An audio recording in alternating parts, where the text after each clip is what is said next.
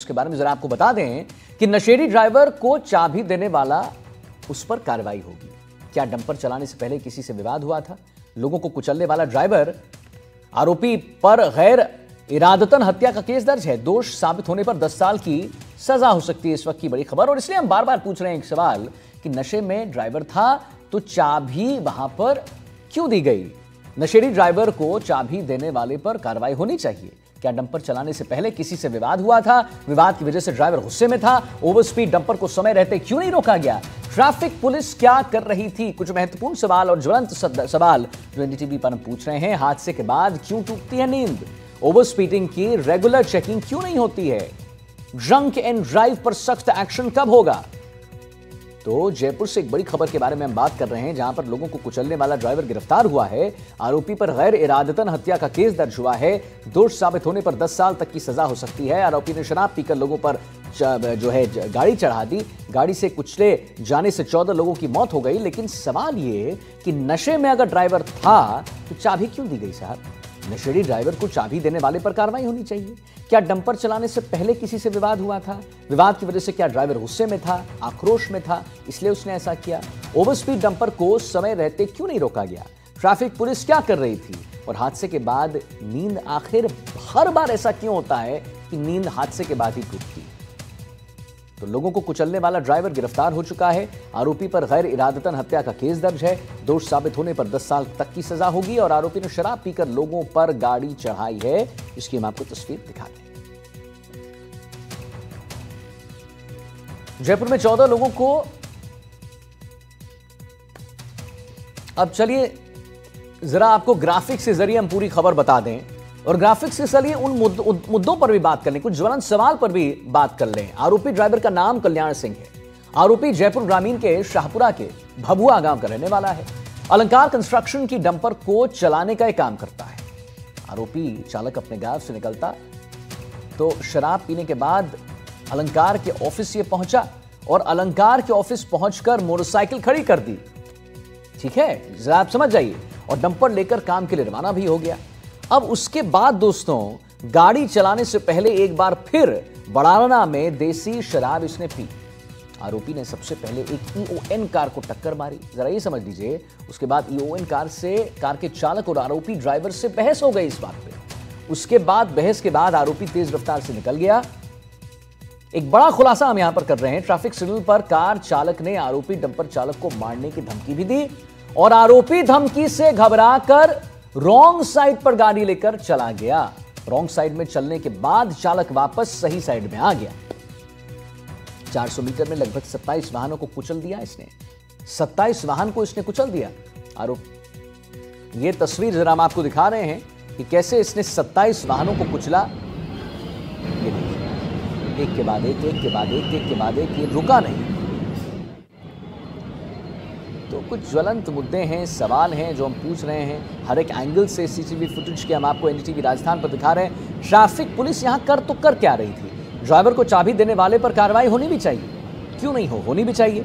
हादसे के बाद आखिर नींद क्यों टूटती है प्रशासन की? जब हादसा हो जाता है तब क्यों आती है पुलिस? हमारे फिल्मों में बार बार ऐसा एक कटाक्ष किया जाता है कि अच्छा पुलिस आ गई क्या? हाँ, पुलिस तो तभी आती है जब चोरी हो जाती है।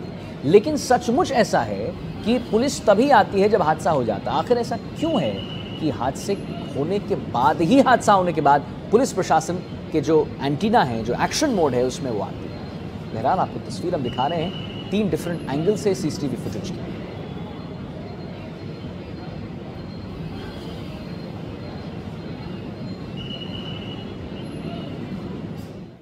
और दीपक हमारे साथ लाइव जुड़ गए इसी खबर पर और जानकारी देकर। दीपक, मेरे मन में तो एक ही सवाल आ रहा है, सब कुछ देखकर, सब कुछ समझकर, कि आखिर क्यों चाबी दी गई?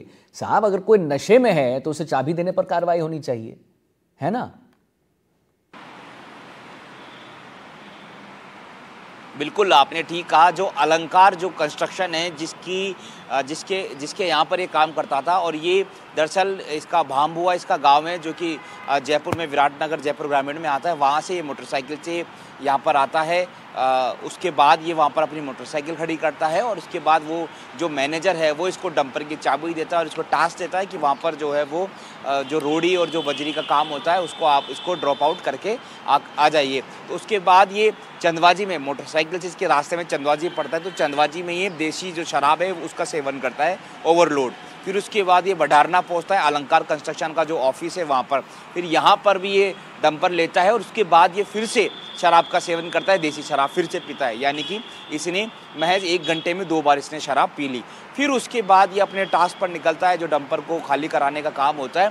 फिर उसके बाद जैसे ये फिर एक ट्रैफिक सिग्नल पर जाता है, वहाँ पर एक इओन गाड़ी से इसका जो है थोड़ा सा टच हो जाता है। वो सीसीटीवी एनडीटीवी ने भी दिखाया था और वो जो वजह है इस पूरे हादसे की वजह भी हमने क्लियर की थी कि डंपर चालक का उस इओन चालक से कुछ हॉट टॉक होता है। इओन चालक इसको कार्रवाई की धमकी देता है, तो इसके बाद इओन चालक इसको जाने की जगह नहीं दे रहा। इसके डंपर के आगे गाड़ी लगा ली और जाने की जगह नहीं दे रहा। उसके बाद डंपर चालक रॉन्ग साइड निकल जाता है और कुछ देर रॉन्ग साइड चलाता है। फिर रॉन्ग साइड के बाद ये राइट साइड में आता है और फिर राइट साइड में आते ही इसने मौत का तांडव रचा। 400 मीटर पर इसने लगभग 27 वाहनों को कुचल दिया, लगभग 14 लोगों को इसने मौत के घाट उतार दिया और इसके साथ ही 10 लोग घायल हो गए। और इस पे एक बात ये भी है कि अब फिलहाल जो डंपर चालक है कल्याण जिसका नाम है, उसको गिरफ्तार कर लिया है। बीएनएस की धारा 105 में इसको अरेस्ट किया गया है और अभी इसको कोर्ट में पेश किया जाएगा। संभवतः इसको जो है रिमांड पर लिया जाएगा और उससे पूछताछ की कोशिश यहाँ पर की जाएगी। इसके साथ ही अभी तक ये भी पता चला है कि कल्याण सिंह पर पहले भी एक मुकदमा दर्ज है, जो कि लापरवाहीपूर्ण तरीके से गाड़ी चलाना और शराब का ये पूरा मामला था। ये पुलिस को इन्वेस्टिगेशन में पता चला है। इसके साथ ही पुलिस ने इसे इन्वेस्टिगेशन किया तो इसका ऐसा कहना है कि उससे मेरी माताफोड़ी हुई, फिर उसके बाद मैं जाना चाहता था लेकिन उसने मेरे को धमकी दी, फिर उसके बाद मेरा पैर खाली एक्सेलेटर पे था, उसके बाद मुझे कुछ भी याद नहीं। ये इसके शब्द थे। पुलिस पूछताछ में ये शब्द बता रहा है, यानी कि इसने ब्रेक तो देखा नहीं, एक्सेलेटर पर पैर रखा, स्पीड 100 की थी, छोटी सी वो गली थी, जो इतना बड़ा हाईवे नहीं था, 30 से 40 फीट की वो रोड है और 400 मीटर पे जो भी इसके रास्ते में आया इसने सबको रौंदता हुआ आगे चला गया और आगे डिवाइडर था, वहाँ जाकर इसका डंपर जो है वो रुक गया। लोहे का वो डिवाइडर था, अगर वो लोहे का नहीं होता, दीवार होती, तो ये उसको तोड़ते हुए उस पार चला जाता और ज़्यादा नुकसान पहुंचाता। इस पूरे हादसे में इसने तो 14 लोगों को हैंड टू हैंड मौके पर मार दिया, लेकिन बड़ी बात यह कि इसके खरोच तक नहीं आई। ये एकदम सही सलामत रहा, सुरक्षित रहा। उसके बाद पब्लिक ने इसको जमकर पीटा। पब्लिक शायद इसको मौत के घाट उतार देती, क्योंकि भीड़ है, बेकाबू हो चुकी थी, लेकिन पुलिस समय रहते मौके पर पहुंच गए और पब्लिक से इसको छुड़ाकर इसको अस्पताल में भर्ती कराया। देर रात इसको वहां से जब हॉस्पिटल ने कहा अब ये ठीक है, तो उसके बाद पुलिस ने इसको कस्टडी में ले लिया, इसको गिरफ्तार कर लिया है। अभी 105 बीएनएस की धारा में इसको अरेस्ट किया है। पुलिस के अधिकारियों का कहना है कि एक पार्ट ऑफ इन्वेस्टिगेशन है, संभवतः और धारा अगर इसमें जोड़ सकते हैं तो और धारा इसमें जोड़ी जाएगी। इसके साथ ही इसमें लापरवाही, जैसे कि आपका पहला सवाल था, देखिए इसमें इसका जो अलंकार कंस्ट्रक्शन का जो मालिक है वो भी फरार है, उसकी भी तलाश की जा रही है, वो भी बराबर का दोषी है और मैनेजर भी दोषी है बराबर का। तो और जिसके नाम से ये जो फर्म बनी है वो भी फरार है, जिसके नाम से फर्म है वो फरार है, जो मालिक है वो फरार है और मैनेजर को संभवतः मैनेजर पर भी कार्रवाई हो सकती है। बड़ी बात जैसे कि इओन चालक इसको धमकी दे रहा था, बिल्कुल आप सही कह रहे हैं, फरार है और जल्दी हम एनडीटीवी राजस्थान पर कार्रवाई की उम्मीद करते हैं, एनडीटीवी पर कार्रवाई की उम्मीद करते हैं। बहुत बहुत धन्यवाद करेंगे आपका।